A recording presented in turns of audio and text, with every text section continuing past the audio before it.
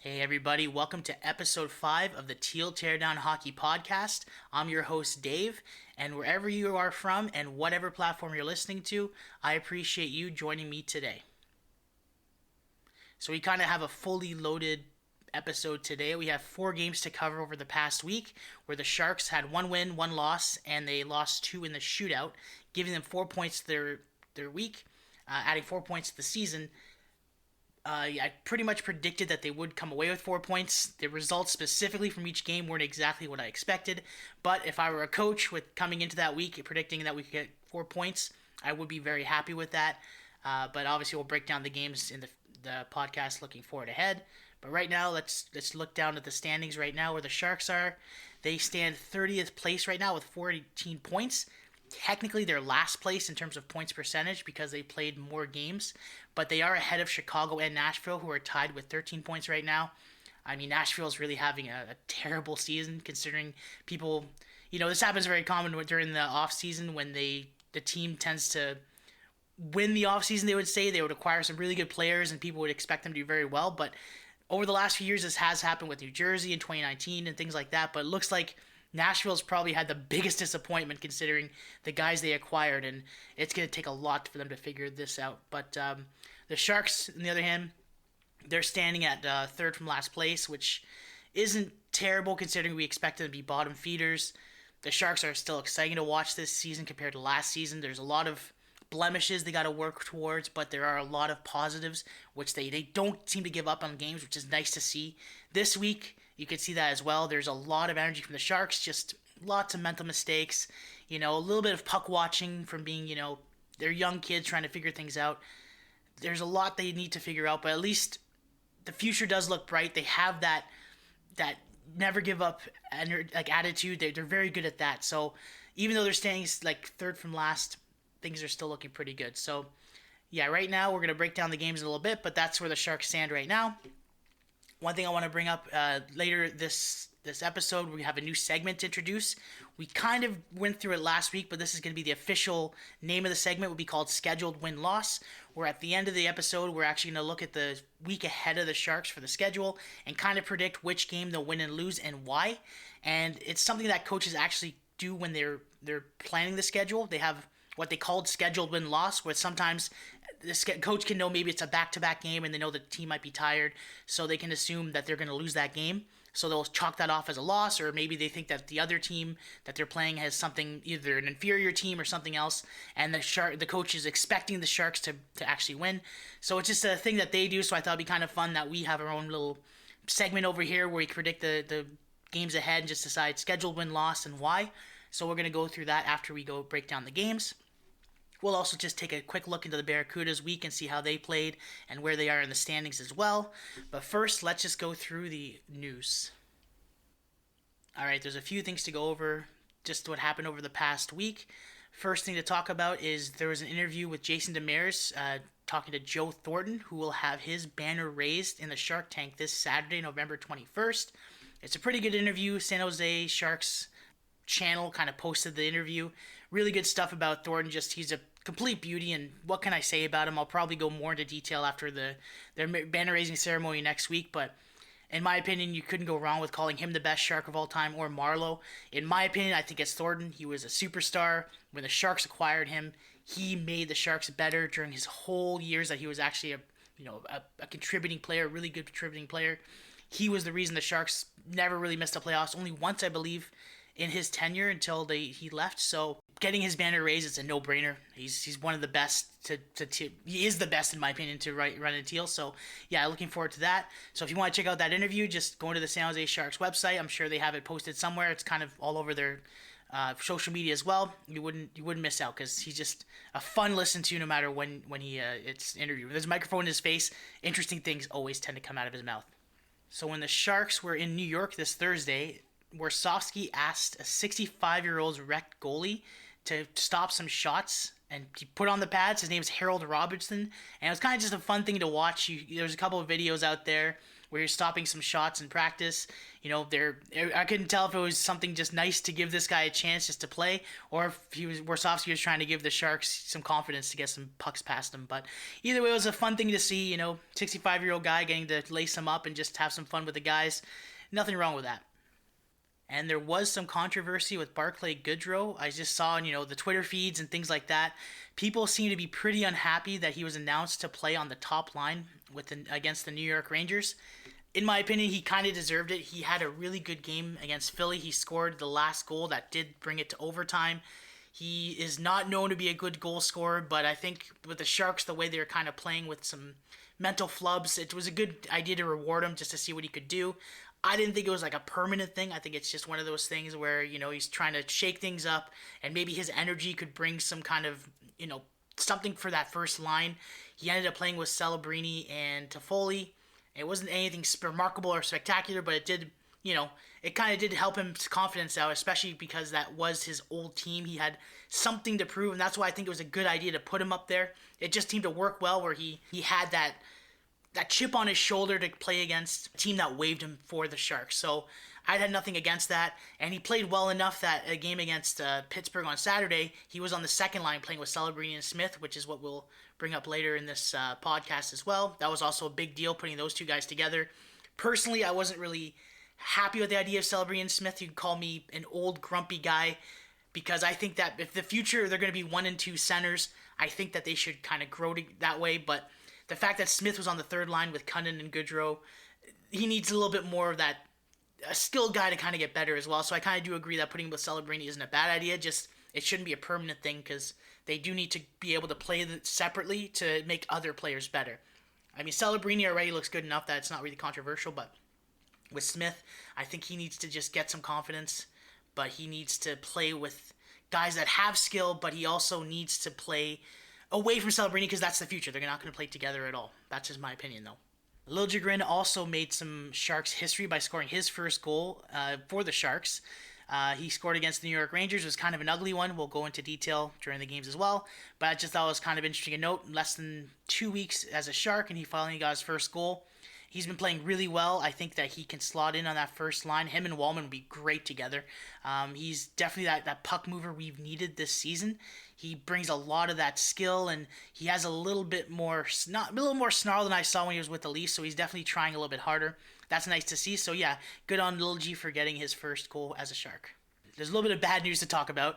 Nico Sturm is day-to-day with an upper body injury. He did miss some time last year, so I don't know if it's the same injury. The Sharks are kind of quiet about specifically what it is, but he did leave the New York game after the second period, and he didn't return. He didn't play for the Pittsburgh Penguins game on Saturday, so something's nagging him. Hopefully it's a short-term thing. Apparently that's what the Sharks are saying, so we'll have to see what happens there. Vanacek also seemed to get some kind of an injury. He played in the first period against the Pittsburgh Penguins, but then he wasn't seen in the second period. Blackwood would take over, so we don't really know what's going on there. It looks like it is going to take a little bit, and there's already a lot of hearsay about Askarov being called up. It's his time. Askarov has having a great season for the Barracuda, so I'm not against that. But yeah, hopefully Vanacek will come back because he has been playing very well. Him and Blackwood have just been bailing out the Sharks a lot in terms of the Sharks' mental flubs. You could say the Sharks are playing a little bit better with energy, but these two goalies have been the reason the Sharks have not been blown out like they were in the beginning of the season. But if it's time for Askarov to come up, it would be kind of fun to see what he can do in Sharks teal. Now, another thing that I kind of went over just before was people want to put Smith and Celebrini together. I just want to elaborate more on that. Before the Pens game, that was kind of what people were talking about online. And I have that little old man mentality of bringing those two together. But I think that if they do play together, you put whoever on the second line, whether it's Zetterlund or what they did with Goodrow, I think that they should bring back Eklund, Granlund, and Toffoli. They had chemistry throughout most of the season. I think keeping them on the first line is kind of that guaranteed you know what you got. And then you can have Smith and Celebrini do what they want because that first line, at least they can generate offense. You know that Eklund, Granlund, and Toffoli have done it before. They're not terrible defensively. Before Celebrini came back, it was like that was really your only scoring power you had. So now that you can actually you have that option of depth with Delandria especially coming back as well, you can keep that first line to be your guaranteed first line, and then you can have Celebrini and Smith together with whoever else, and then kind of have that third line depth with Wenberg, because Wenberg's been great on the faceoffs as well. So I wouldn't even mind having Celebrini, Smith, and Wenberg together, and then you could rearrange Celebrini and Wenberg on the face-off dot whenever you need an important face-off. Put Wenberg on there, for experience. For any non-important face-off, keep Celebrini on there. But we'll see what Warsofsky does. They did play together, and it looked like it was Goodrow, Celebrini, and Smith. And Celebrini and Smith did look good together. I'm not going to lie. They had some defensive flubs, but there was some very nice offensive chances between them. You got to see a lot more confidence with Smith out there. I can see why it was a good idea to bring Smith up and Celebrini together. And Celebrini was just, himself. He's been incredible. One thing I did want to point out, the difference between those two guys I noticed is it kind of hit me this week when I was watching them. Both of them are rookies. Both of them are making a lot of mistakes. But with Celebrini, you're seeing that he's the type of guy who's doing a lot more of the offensive stuff. There's a lot of confidence out there. Even defensively, he's like skating out there and has the right stick in the right place. He's more aggressive, and to the point where it's kind of a detriment. Sometimes he'll do something where he'll fall or he'll give away the puck, but at least he's trying things out there. Versus Smith's inexperience is shown where he's actually more hesitant to do things. He's still kind of afraid to figure things out there. He's starting to slowly get comfortable. You can see him starting to make those passes that are very nice. Defensively, not quite there yet. I'm not saying too much. But he is getting a little more comfortable, but I still feel like he's reluctant to do things. But that's the difference between those two. Like Celebrini's full-on confidence, but making mistakes. Smith, hesitant, but those hesitations are causing mistakes as well. Just something I wanted to point out between those two, but not worried about it. It's their first year. They have many, many years to figure this out. Hopefully sooner than later, but I'm not too worried about that. So that's it for the Sharks news of the week. Let's tear into the games. All right, it was a very busy week for the Sharks. They played 4 games, and the first one was the Sharks visiting New Jersey on Sunday. Blackwood would get the start, which makes sense. He's playing against his former team for the first time, so you'd want to see what he does. Usually players like that are more motivated to play against their old team. Will Smith was a scratch based on the load management that Warsofsky keeps bringing up. Giovanni Smith would take his place. So when the game started off, the Sharks started very slow. New Jersey had 3-0 in the first 5 minutes, but the Sharks would fall to good fortune as they would score a goal. Sturm would try this really cool back between the legs move as he attacked the net, but it would bounce off Timo Meier's boot and go in the net. So technically, Timo Meier trying to score the first goal for the Sharks, kind of fitting, but it was a really awkward play, but it's a goal for the Sharks and 1-0, so can't complain about that.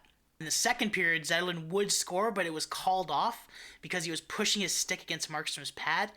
In my opinion, it looked like it was kind of legit. Drew Remenda would say it's a bad call. He was really mad, saying that he wasn't really pushing the pad, but the way it looked for me, if I were a ref, Zetterlund kind of pushed the pad in a little bit, but once he scored the goal, he looked so guilty because he drops the stick immediately and starts cheering and skating towards the bench without his stick in his hand. It looked a little bit guilty, and he did push a little bit. I'm not really against the call per se. I do understand why Drew's a little bit angry about that, but in my opinion, I think it should have been called off anyway. And near the end of the second, Haula had a dirty hit on Ruda's head. It resulted in a penalty, and Ruda would be taken to the dressing room to be looked at from the concussion protocol guys. Luckily, Ruda would come back, but that was a very dirty play. Haula wouldn't get any suspension or any fine from it, but that was just a really ugly one. And early in the third period, Blackwood had an insane toe save. Ruda, like I said, did come back to the play. Eklund is just you're really starting to notice how well he's playing with the puck behind the net. Almost Gretzky-esque. He skates around and deceives any defender trying to get to him. And he has this backhand move where he passes to anyone in front of the net, which looks very cool. In this case, he passed to Zetterlund, but Zetterlund had a good shot, but it was saved. Other than that play, though, the Sharks were incredibly sloppy. They had a bunch of turnovers, and Blackwood would have to bail them out. Halfway through the third period, New Jersey would lead 13-3 in shots, so the Sharks are pretty much playing on their heels. With less than 2 minutes left in the third, Ferreira would hook Hischier. It was a soft-looking hook, but it's just what's the new NHL. They're trying to be safe with all these things. So, and maybe 5-6 years ago, that wouldn't be a hooking call, but in this case, it is. New Jersey would call a timeout for this power play. The Sharks would kill the penalty, and then New Jersey would pull Allen for a 6-on-5 advantage. The Sharks were kind of sloppy defending the play there. They tried to clear the puck, but New Jersey would keep the puck in. But Sharks would hold on to win 1-0, mainly because of Blackwood. He made 44 saves in a shutout, which is the most ever for a Sharks goalie in a shutout. The fourth line, I would say, is the best line. Sturm had an amazing game. San Jose held on, but they need to learn to hold on to leads more comfortably. They kind of had like a playoff type of game, but Blackwood was really the reason why they held on to that win. The shots on goal were 44-27 for New Jersey. They were way better on the faceoff circle with 58.8%. The Sharks only had 41.2% wins on the faceoff. At least the Sharks did not give up too many penalties. They were 0 for 3. The New Jersey was 0 for 2. The Sharks were 0 for 3 on the power play, but the Sharks did not give up too many penalties, which is good. That's good that they're improving on that. The hits were about pretty even, 19-18 for the Sharks. The Sharks blocked a lot of shots, which makes sense because they had a lot of bad turnovers. The giveaways were 17-14 for New Jersey, but it looked a lot more tilted towards the Sharks' end of turnovers. In terms of takeaways, the Sharks only had 3 and New Jersey had 4. That would lead the season series for the Sharks being 1-0. They'll see New Jersey again on January 4th. All right, the Sharks would face Philly the day after they faced New Jersey, so it's the second end of a back-to-back. Will Smith would return to the lineup after this load management game against New Jersey. The Sharks start the game awfully. Philly would score less than 2 minutes in. Eric Johnson would make it 1-0. And immediately after that, Giovanni Smith drops the gloves against him, which is cool to see.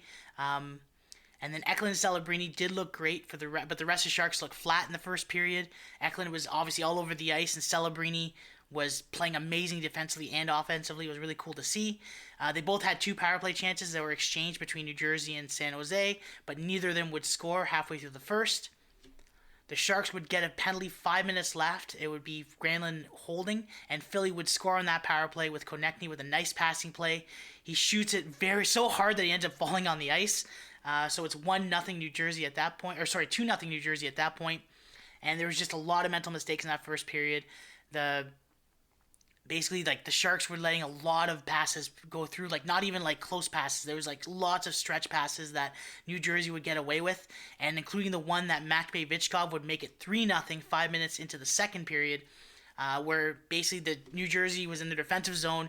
They made a far pass where Matvei Vichkov was in the Sharks' just on the onside, just in the Sharks zone, just waiting for the puck, and there's 2 defenders completely wide apart from them, not even looking at Michkov at all. He's completely open, no sticks trying to block the lane or anything like that. He has a clear breakaway and scores on that. The Sharks just look pretty flat in the second period. They're puck watching a lot like that play, and Philly swarmed the San Jose zone near the end. And the second fight of the game, Goodrow and Steele would drop the gloves.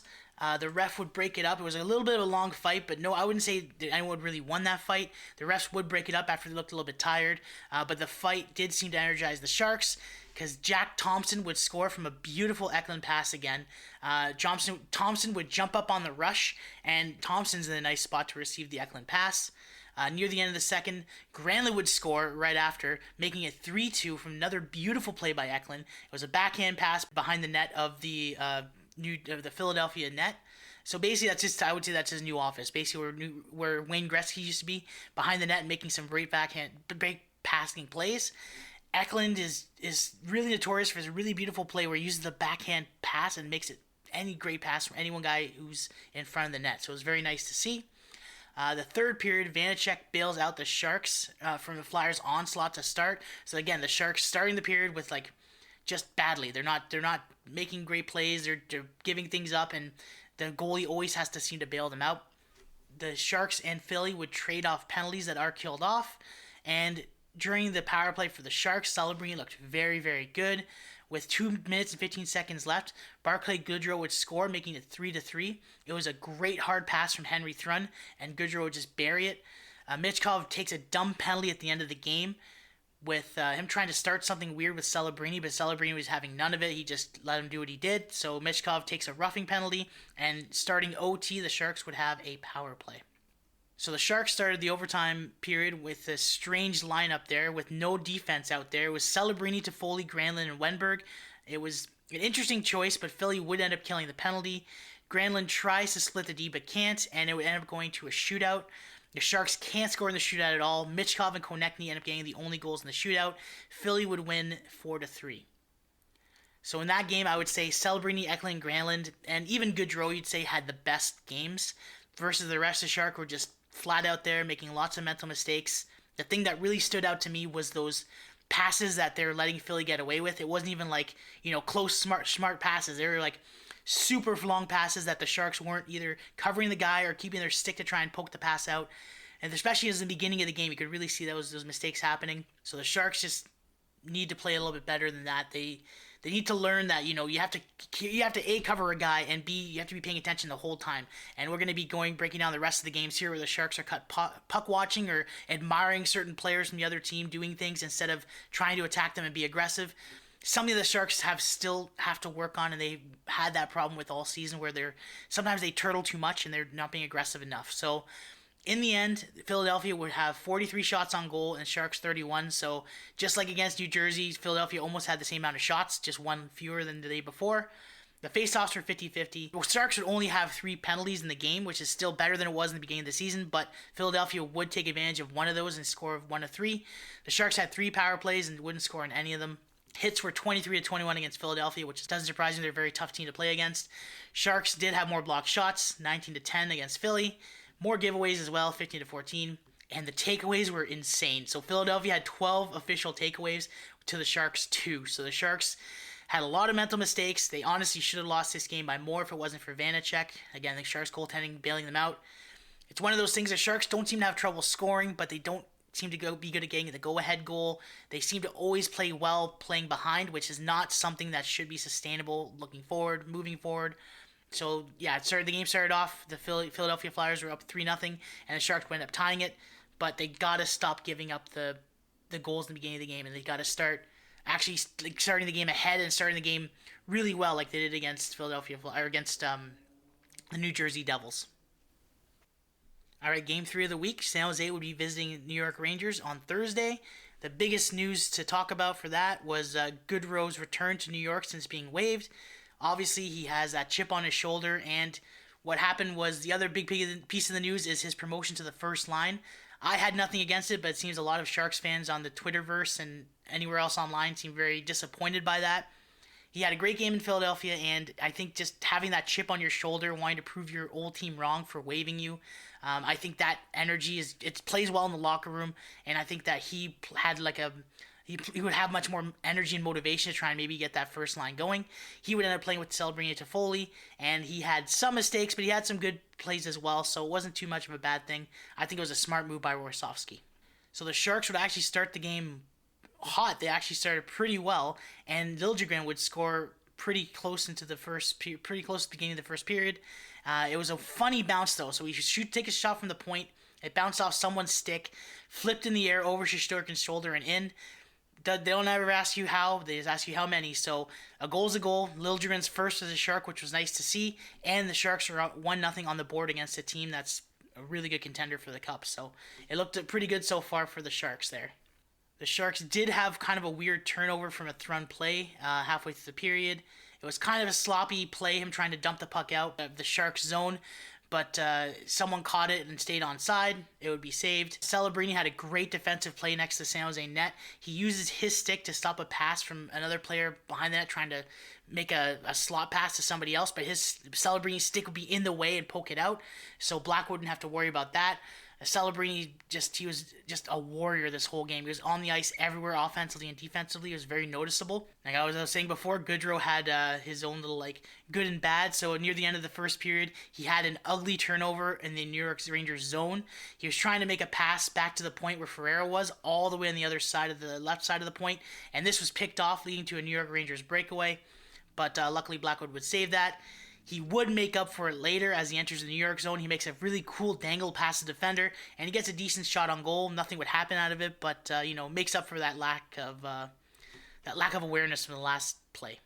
In the second period, the Rangers would get a penalty, followed by San Jose 4 seconds later, and then 20 seconds later, the Rangers would get another penalty, making it 4-on-3. But after all that insanity, New York would kill the penalty, and we go back to 5-on-5.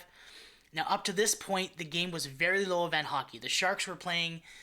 They had some mistakes, and Blackwood would be bailing them out. But at the same time, they were pretty okay. in terms of like keeping the 1-0 lead. It was not like a playoff style type of team playing, great shutdown defense, but they had a lot of energy. They weren't turtling, which is the biggest thing for me. The one thing is the Sharks tend to do is they either when they have a lead or they're just afraid, you can tell they tend to stay back too much and not be aggressive, letting the other team have more space to make moves. The Sharks were not doing that. They were playing with a lot of energy and trying to keep that 1-0 lead. Unfortunately, Zibanejad would score to tie it, and New York took advantage of another San Jose turnover. That would make it 1-1, and this is where the game would kind of turn itself over. Up before that point, New York was actually only out shooting the Sharks 14-13, and within 4 minutes of that goal, the Zibanejad goal, the Rangers would be out shooting the Sharks 20-13. So they were just delivering so many shots onto Blackwood. VC would end up scoring another goal, making it 2-1 for the Rangers. Backhand pass and Blackwood was screened. Celebrini was kind of caught puck watching there, and VC would make it 2-1. Now the Sharks would get lucky as a New York goal was called off for goalie interference. So the Sharks, it would have made it 3-1, but they got lucky there. This gave them a little bit of energy. Eklund was in his office making plays behind the net. He made a nice pass to Zetterlund, but it was saved. But Trocheck would score his goal immediately after. The Sharks wouldn't take advantage of that luck they had from the called-off goal. The Sharks were caught admiring Panarin coming into the zone. He was kind of dancing around the Sharks' blue line and made an amazing pass to Trocheck, open in front of Blackwood, making it 3-1. Eklund would get a penalty at the end of the second period, and Sturm goes at some time during the second. Sturm would end up going to the locker room and wouldn't return. There was no real obvious play of what made him get hurt and make him disappear, but it would be an upper body injury, and we wouldn't see him for the rest of the week. So the third period starts. Goodrow again has a nice shorthanded chance, but he misses. Celebrini gives away the puck in the neutral zone, and Blackwood has to make the save. 4 minutes left in the third period, and New York is just kind of killing the clock, cycling the puck around in the San Jose zone. They kind of had a really bad start to the week. They just want to make sure they get a win here to kind of start their ball rolling with momentum. So you could tell they weren't quite turtling. They were really dominant, but you could tell they didn't want to try any risky moves to give away the puck. Blackwood would get pulled, and San Jose calls a timeout. Shesterkin tried to score a goal, which was kind of wild. He gets one of the clears. He gets behind his own net. He tries to flip the puck over, but Celebrini would catch that goal and catch the puck and prevent that goal from happening. Zibanejad would trip Granlund for an SJ power play, and Zetterlund scored from who else? Eklund from behind the net in his office, but it would be too little too late. New York would win 3-2, and it was kind of a Dr. Jekyll and Mr. Hyde type of game for the Sharks. The first half, they scored that first goal, and they did make some mistakes, but at least they looked kind of decent, and it looked like it was going to be one of those like low-scoring, low-event type of games, where if they lost 2-1, it would be respectable, but in the end, New York, once they got their footing going, they would not stop their onslaught, and it was just all New York Rangers after that. They would get confidence from this game and keep going because they had kind of a cold start to the week. But yeah, just the Sharks have to figure these kinds of things out. It's not like it was something that big that made this momentum shift happen. It was all these little mental mistakes that kind of built up near the end. Celebrini, both offensively and defensively, he was everywhere. His stick was in smart places. He was one of the best players out there for the Sharks tonight. But the giveaways ended up costing them, and they ended up losing the game. Now, the shots on goal were a lot lower because of the first half of the game, obviously, for the Sharks, playing decently well. So they would let in 35 shots from the Rangers, and the Sharks would give 27 shots. Faceoffs were 50-50. The Sharks probably had their best games in terms of avoiding the penalty box. They only gave away one power play for the Rangers, and the Sharks would score out of one of their 3 power plays in this game. The hits were 34-31 for the Rangers. Block shots were 14 apiece, and the Sharks giveaways again were higher than the Rangers, 21-7, and the Rangers would take away the puck more from the Sharks, 10-4. So now the season series for the Sharks is 0-1 against the Rangers, and they will meet again on March 29th in San Jose.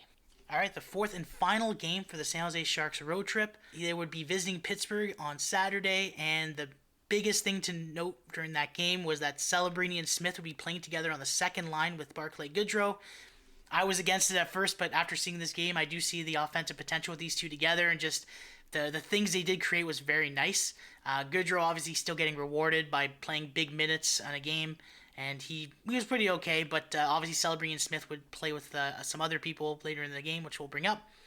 This would be the end of the 4-game road trip. As I said, they will face Detroit on Monday back in San Jose before going on a road trip again. We'll talk about that later. Stern missed this game. He is out with an upper body injury. He's considered day to day. We'll have to see what's going to happen there. Kind of mysterious injury there.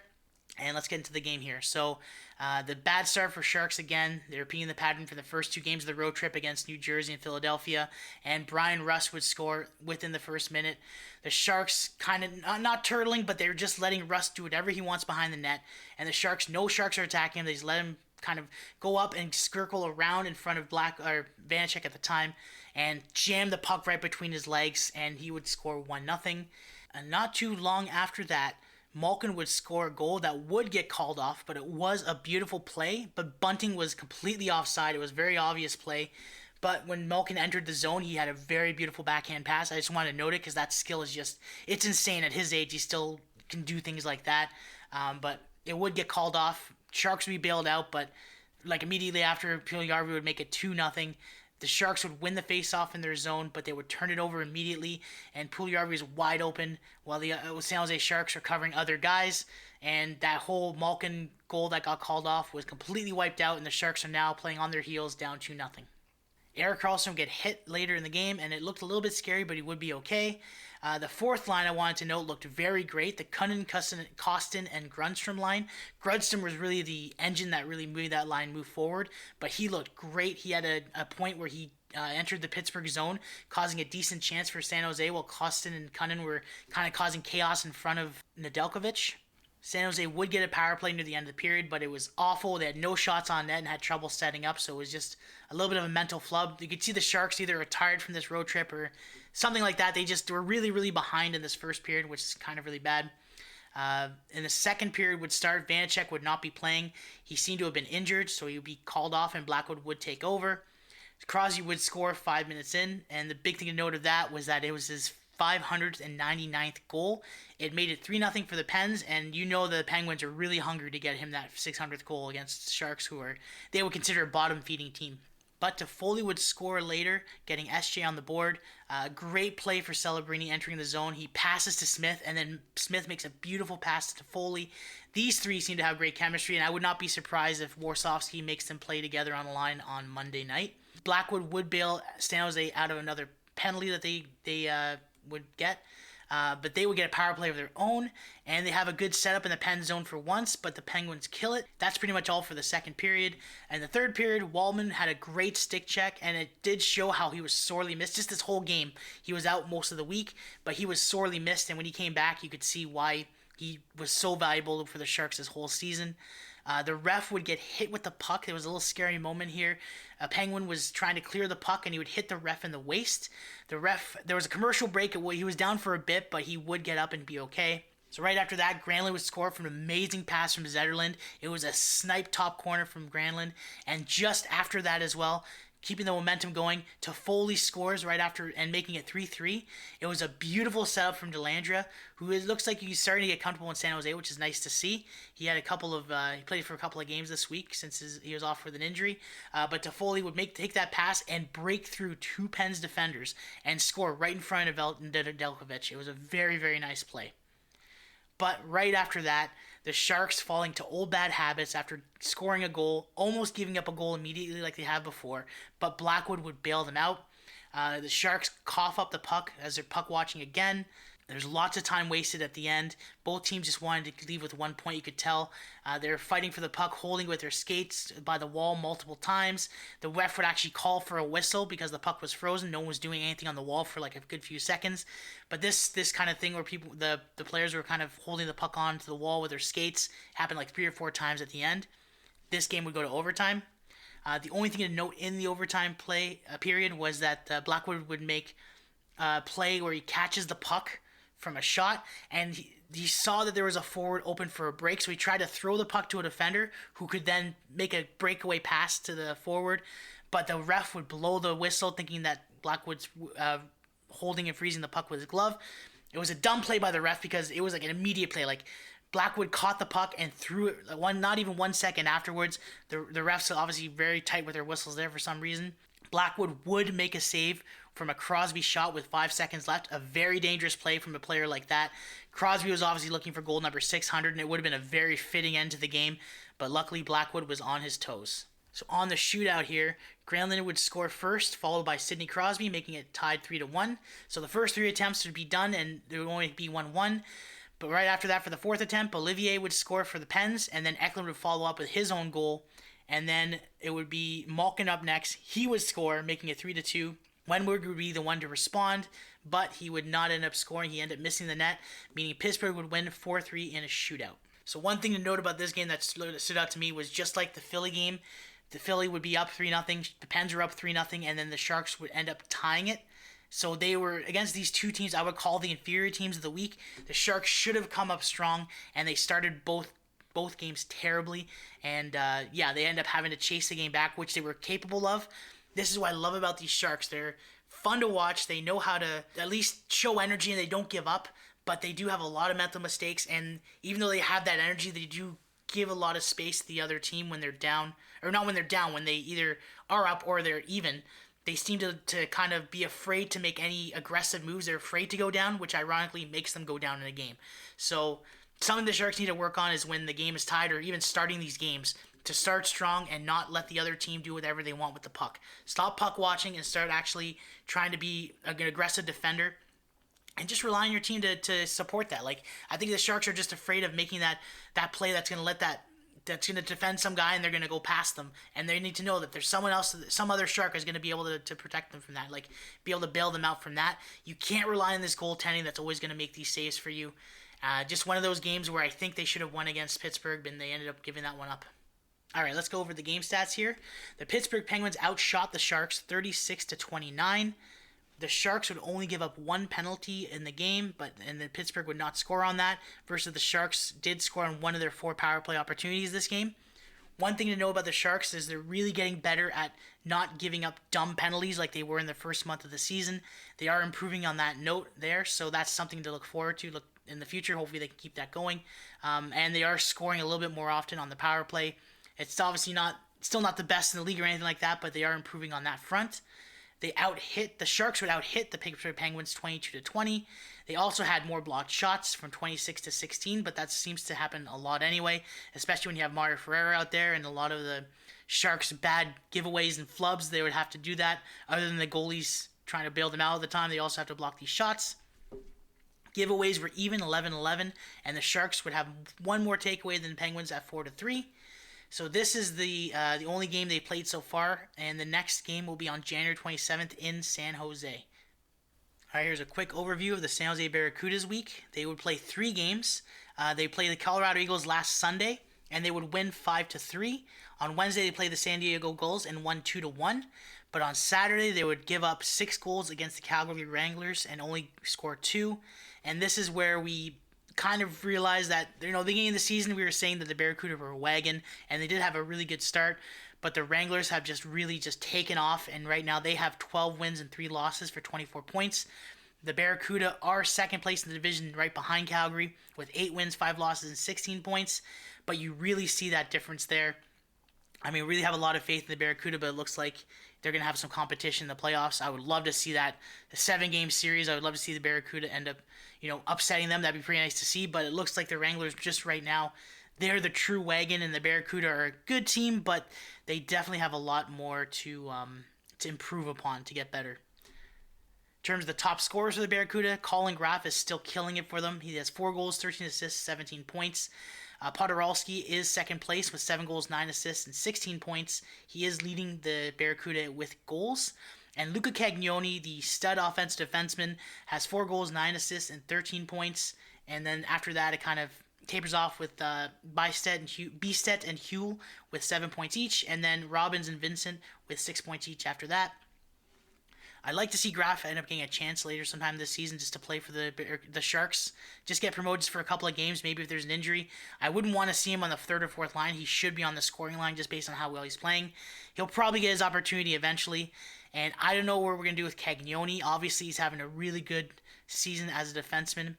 Now that the Sharks have Liljegren, they don't really need to worry about that puck-moving guy, so Cagnoni can still be improving in the lower leagues before really getting a shot.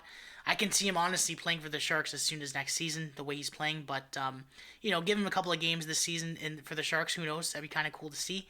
But we'll have to see what happens there. All right, looking at the games ahead, the Sharks will get their revenge against the Calgary Wranglers today on Sunday. They could split the series 1-1 and win, which would be nice to see. Hopefully they can. But like I said, the Wranglers seem to be the real wagon, and this is the real test for the Barracuda to see what they can actually do. And then they will not play again until next Saturday. They will be in Toronto playing on the Marlies on Saturday and Sunday. Being in Toronto, I'm actually going to be at those games, so I'm excited to see. So I will be able to report to you how they play against the Marlies. All right, that's it for this Barracuda this week.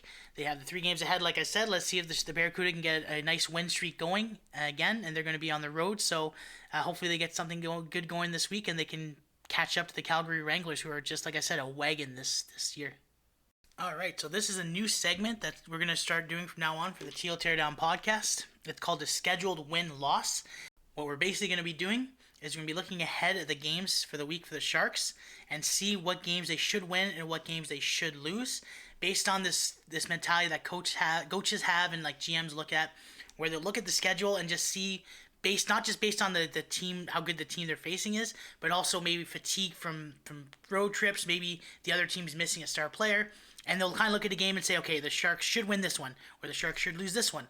So it's not necessarily looking at saying, like, the Sharks need to win because they're good. It's more just based on that specific game and why they need to win or lose it. And then you kind of look at the whole week and say, okay, if we come away with this many points, it's a win or it's a good thing. It's a loss. So just looking back at last week, we kind of just started doing that. I predicted the Sharks would go 2-2, and they come away with 4 points. I was right that they did come away with 4 points. That was a good thing. If you're a coach, you're happy that they did get away with the points they needed. But the downside is the specifics of each game, which we broke down. So in this case, I predicted that they would lose to New Jersey, but they ended up beating them. So they got their win there, their 2 points. I predicted they would beat Philly because Philadelphia is an inferior team, in my opinion. They should have won that one, but they ended up losing in a shootout, so at least they got 1 point. The only thing I predicted right was they would lose to the New York Rangers, which, they had a 1-0 lead, and then they kind of coughed that up, and they kind of played like crap, but also the Rangers were just a better team. So they lost, and I was right about that. And then I assumed there would be Pittburgh on Saturday, but they ended up losing in a shootout. But so they did come away with the 1 point against those 2 inferior teams of Philly and Pittsburgh. So like I said, they end up leaving with 4 points. As a coach predicting this road trip, you're kind of happy about that. But at the same time, the details and all that you got to work on as well with what they have to fix. But in the end, coming back in the 4-game road trip is pretty good. Good with that. So now let's look ahead and play this game of scheduled win-loss. So on Monday, the Sharks are going to make their return to the Shark Tank and play the Detroit Red Wings. So my prediction there is that with the Detroit Red Wings, they're 26th place in the league. They have 7 wins, 9 losses, and they have 15 points. I think that the Sharks have a chance to win this one. They're finally back home, even though they're probably tired from the road trip and they don't have much time to rest. This is the game they really want to come out and play strong. There is a rumor with Vanacek being gone that Askarov is going to be called up, or at least there's hype around that. I would like to see Askarov play this game against Detroit because they are kind of like, a team that's not as good. That would be kind of cool to see them actually get a win there. So I predict that's going to be a win. With the Detroit Red Wings, their top scorers are Alex DeBrincat with 16 points and Lucas Raymond. They both have the same points. DeBrincat has 7 goals, 9 assists, while Raymond has 2 goals and 14 assists. And then Larkin rounds out the top 3 with 10 goals and 3 assists and 13 points. But I think the Sharks do have a chance to actually come off with that win. So I'm going to say 2 points for the Sharks there. Now, on Wednesday and Thursday, they're going to go back on the road. They're going to go into Dallas on Wednesday for a 5 p.m. game. The Dallas Stars are actually a really good team this year. The Sharks probably aren't going to win this one. I'd like to see them at least hold on as best they can, not have those mental mistakes. The Dallas Stars are 11-5 with 22 points. They're 10th in the league. Their top scorers are Matthew Shane with 9 goals, 11 assists, 20 points. Second place is Mason Marchment with 6 goals, 11 assists, 17 points. And Tyler Seguin rounds out the top 3 with 7 goals, 7 assists, and 14 points. This is just a really good team. The Sharks are going to have just like the Rangers, they're going to have a lot against them. But if they can start off strong and actually hold on, they could win it. But honestly, I think this is just going to be a scheduled loss. The Dallas Stars are just a way better team. And then they're going to go from Dallas to St. Louis for a back-to-back game, same time, 5 p.m. And the St. Louis Blues are 24th place. They're kind of struggling in the season. They have 8 wins, 9 losses at 17 points. they're not as good. The Sharks should outplay them, but I think that the Sharks are going to be really tired from their road trip they just had last week, and then they had to travel from San Jose to Dallas all the way to St. Louis and within a 3-day time span. I think the Sharks are actually going to lose this one. So let's just look at the top 5 here in scoring. It is Jordan Kyrou with 15 points, 5 goals, 10 assists. Colton Parayko has 4 goals and 7 assists for 10 points. And Pavel Buchnevich has 5 goals, 6 assists for 11 points. One thing I want to know is that Philip Broberg, who was actually picked up off of an offer sheet from the Edmonton Oilers, he's 4th place with 2 goals and 7 assists for 9 points. And even though the St. Louis Blues are kind of having an inferior season, I do think the Sharks are going to lose this one. Maybe in overtime. Let's give them 1 point. The Sharks might lose in overtime, but I just don't see...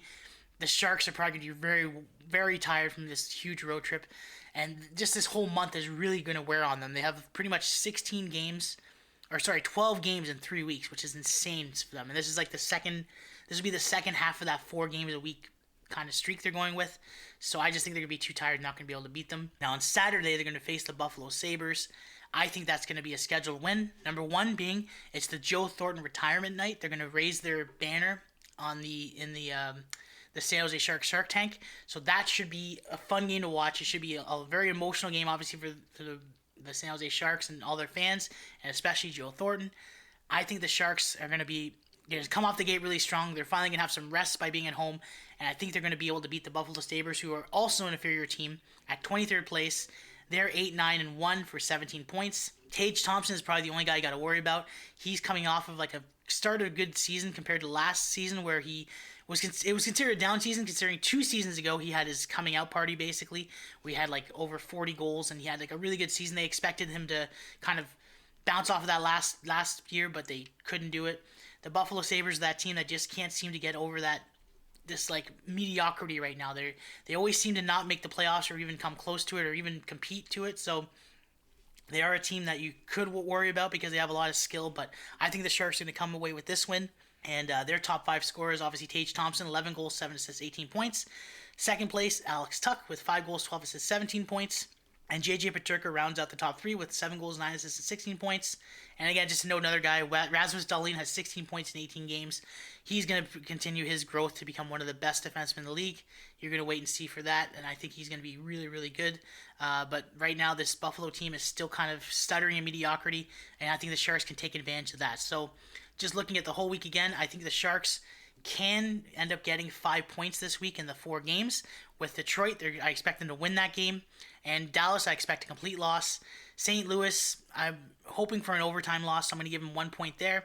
And Buffalo Sabres, they should win that one with that emotional night for the San Jose Sharks banner raising ceremony for Joe Thornton. So I think that the Sharks are going to come away with 5 points in 8 games. So let's see what they can do. All right, that marks the other end of a podcast, episode 5 for the Teal Teardown Hockey Podcast. Thank you for listening wherever you are. I appreciate you. You can find me on all the places wherever you listen to podcasts. I'm also on Instagram at Teal Teardown Hockey, and you can find me on X at Teal Teardown HKY. If you like the show, leave a like or a comment. It helps with the algorithm. It helps me, kind of stand out. So if you liked it or you didn't like it, just leave a comment and just let me know what you think. And that's it for me. I appreciate you for listening, and I will see you all next week.